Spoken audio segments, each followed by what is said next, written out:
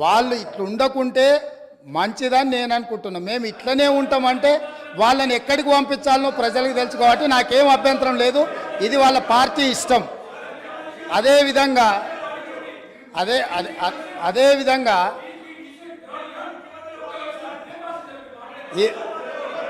అదేవిధంగా ఈరోజు ప్రగతి భవన్ సంబంధించి అక్కడ ప్రజలు ప్రజావాణి కోసం వచ్చిన ప్రజలు ఇస్తున్న విజ్ఞప్తులను తీసుకుంటుంటే అక్కడ ఉన్న ఇనుప కంచెలను పగలగొట్టి గడీలను బద్దలు కొట్టి ప్రజలు అక్కడికి వచ్చి ప్రజావాణి వినిపిస్తుంటే విని భరించలేని ఈ పార్టీ, ఈ కుటుంబము ఈరోజు ప్రభుత్వం మీద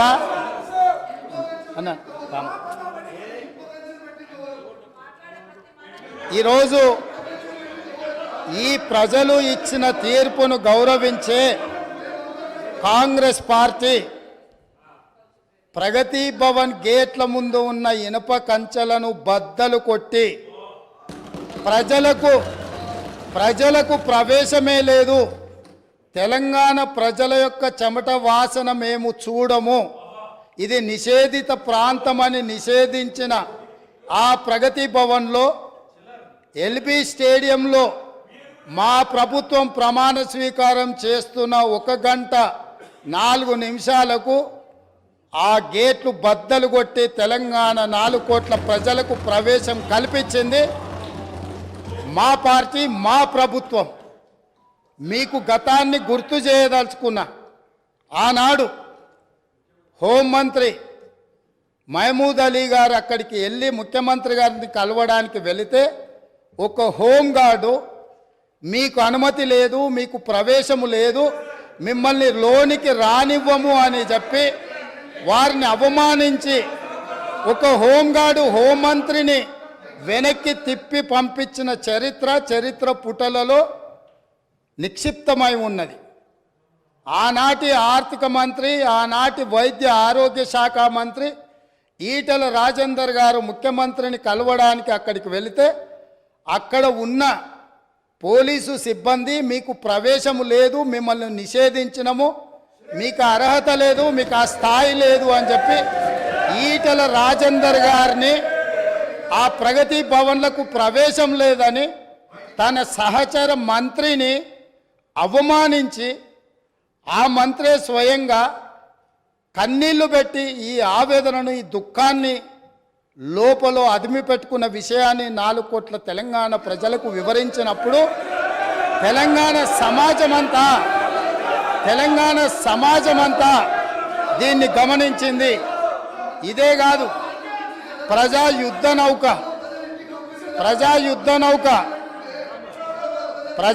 నౌక గద్దరన్న 50 సంవత్సరాలు సుదీర్ఘంగా ఈ తెలంగాణ ప్రజల పక్షాన గలం విప్పి గజ్జగట్టి గొంగళేసుకొని తండాలలో, గూడాలలో, మారుమూల పల్లెల్లో ఈ దేశంలోనే 100 కోట్ల ప్రజలను ప్రభావితం చేయగలిగిన గద్దరన్న ఆనాటి ముఖ్యమంత్రి గారిని కలవడానికి ఆ ప్రగతి భవన్ గేట్ల ముందు ఎర్రటెండలో మండుతుంటే అక్కడ గంటల కొద్దీ నిలబడితే ఈ తెలంగాణ యుద్ధ నౌక, ఈ తెలంగాణ పోరాటానికి, తెలంగాణ ప్రజల యొక్క ఆత్మగౌరవమైన గద్దరన్నకే ప్రవేశం లేని ప్రగతి భవన్ను ఇవాళ బద్దలు కొట్టి నా 4 కోట్ల తెలంగాణ ప్రజలు ఎప్పుడు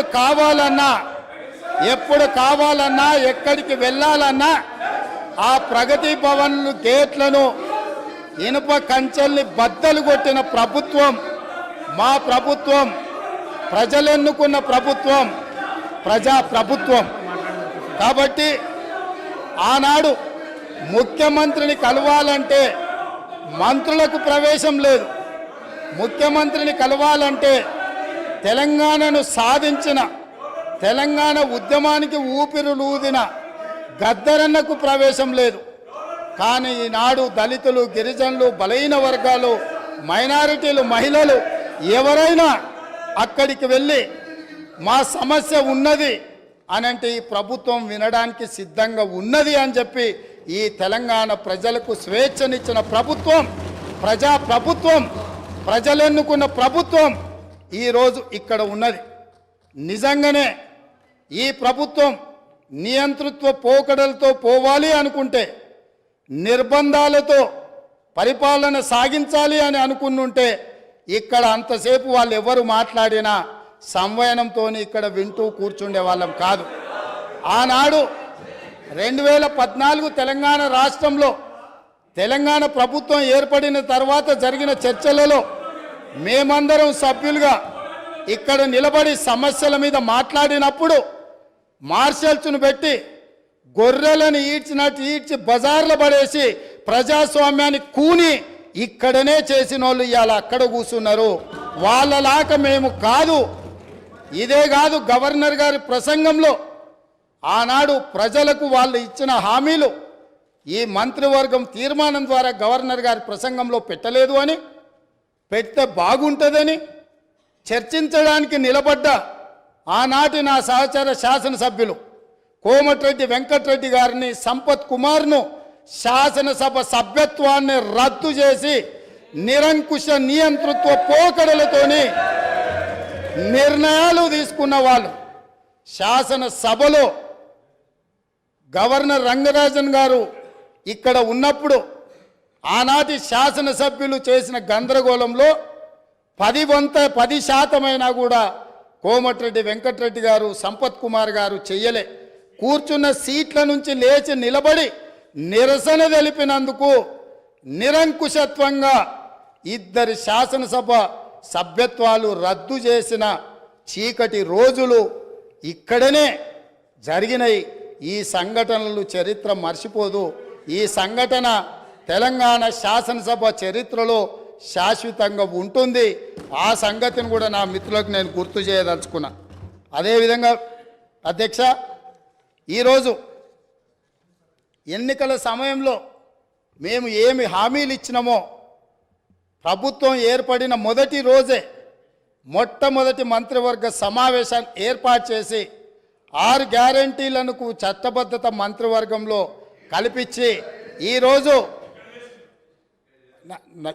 ఇదే సమస్య మేనేజ్మెంట్ కోటాలు వస్తే అధ్యక్ష ఈ ప్రాబ్లమ్స్ ఉంటాయి. మేనేజ్మెంట్ కోటాలు వస్తే ఈ ప్రాబ్లం ఉంటుంది. మంత్రివర్గంలో పాలసీలను ఆమోదించుకొని చట్టాలు చేసేది చట్టసభలో చేస్తారు. చట్టాలు మంత్రివర్గంలో చేయరు అధ్యక్ష. చట్టం ఎక్కడ జరుగుతుంది? శాసనసభలో జరుగుతుంది. కాబట్టి మంత్రివర్గంలో తీసుకున్న విధానపరమైన నిర్ణయాలను చట్టబద్ధత కల్పించి చట్టం చేసేదే ఈ శాసనసభ. అందుకే రాబోయే పని దినాలలో